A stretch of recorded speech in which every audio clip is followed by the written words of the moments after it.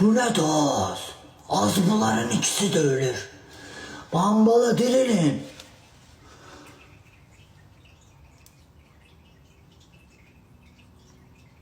Boy, bunlar niye öyle? Aradan gelirsiniz siz.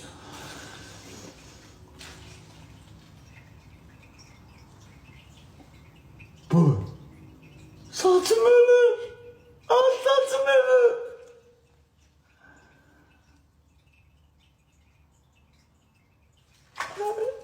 Satım ölür anamın canı. Bacı belki kəstirmirəm ondandır. Satım ölür anamın canı. Bambala dik dayan. Bambala dik dayan. Satım ölür.